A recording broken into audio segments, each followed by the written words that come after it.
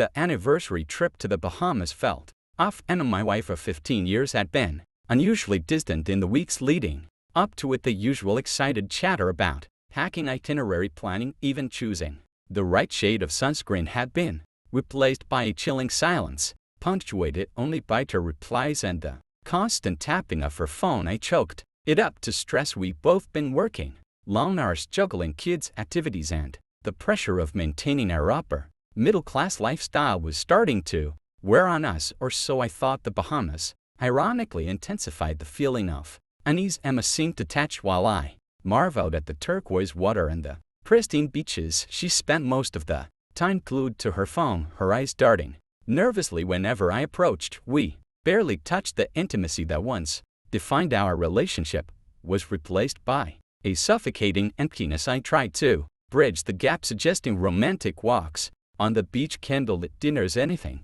to rekindle the spark, but my efforts were met with perfunctory smiles and fleeting physical contact. It was as if she was going through the motions, her heart and mind a million miles away. The suspicion gnawed at me. It wasn't a sudden, dramatic revelation. It was a slow, agonizing build-up, a creeping dread that solidified with each unanswered question and every furtive glance. But I still clung to the hope that I was wrong, that my fears were the product of a stressed and overactive imagination. On our last day, we were packing to head back to the airport. Emma, typically meticulous, seemed rushed and haphazard in her packing. She tossed clothes into her suitcase with abandon, stuffing it almost to bursting. I noticed she was unusually careful about a small worn leather satchel she carried. It Saturday, separately untouched and held close. The flight back was agonizing. Emma didn't speak much, opting instead to stare out the window, her expression unreadable. I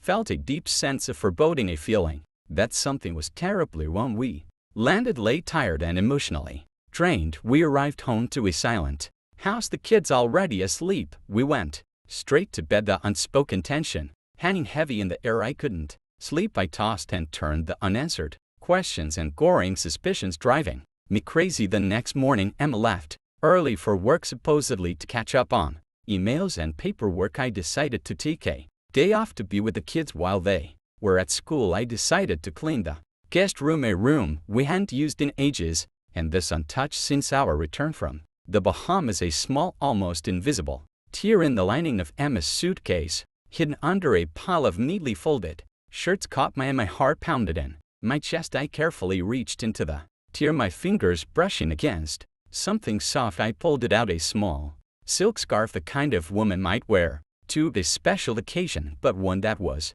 undeniably not Emma's. It was vibrant emerald green with a delicate pattern I'd never seen before. That's when I noticed the faint scent of expensive perfume, a scent that was utterly foreign to our household. I gently unfurled the scarf and my blood ran cold. Embroidered in a corner, barely visible, was a single initial J. The panic surged. I carefully searched the suitcase, finding more damning evidence: a small bottle of perfume identical to the one I'd smelled on the scarf, a receipt from a high-end jewelry store, and a crumpled photograph of a smiling Emma and a handsome dark-haired man who I didn't recognize, but whose smile held a familiar, unnerving arrogance. I knew without a doubt that Emma had been having an affair. The truth, once denied, was now brutal and undeniable, and that was only the beginning. My entire world felt like it was collapsing in on me. The pain was a physical force crushing my chest, stealing the air from my lungs. Years of shared memories of trust, of a